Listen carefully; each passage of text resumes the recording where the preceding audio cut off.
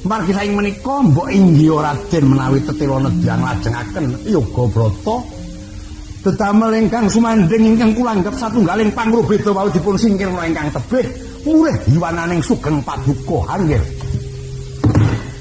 kosok wangsul kalian pemanggih kula dedamel ingkang kula sandhing menika estunipun ingin namung kula nggih bebetenging sarira tetamenging badan samangsa wonten payo-payo ubayane aja nganti amblendani. Lah kok Raden ngatosaken perkawis menika menapa Raden sampun saged muningani bilih tengahing wana menika kathah ingkang sami angrubeda.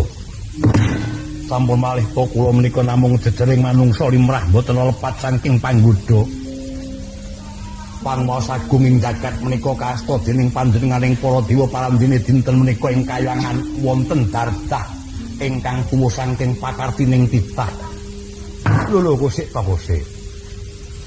Dewa menika wenang gawe tan bisa digawe, wenang murba tan bisa kapurba. Lah kok kayangan kenging dardah wis saking pakartining titah menika menapa angger sampun pertitis anggenipun paring dawuh menawi mekaten Sang Wiku nyatanipun sarenging kayangan wonten perang ageng para dewa tanding lan aratuning Danawa sami mirih saking payudan samangke Sang Hyang Jagat Giripati utusan salah tunggaling dewa ingkang kedah ngejawantah pinanggih lan kula. Bibar wonten tamu dewa mriki. Inggih mboten penembahan. Lajeng dewanipun wonten pundi bebisikipun sinten?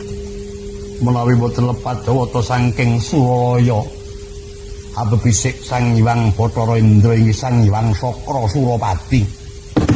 Lajeng menapa sampun kondur makayangan dewanipun?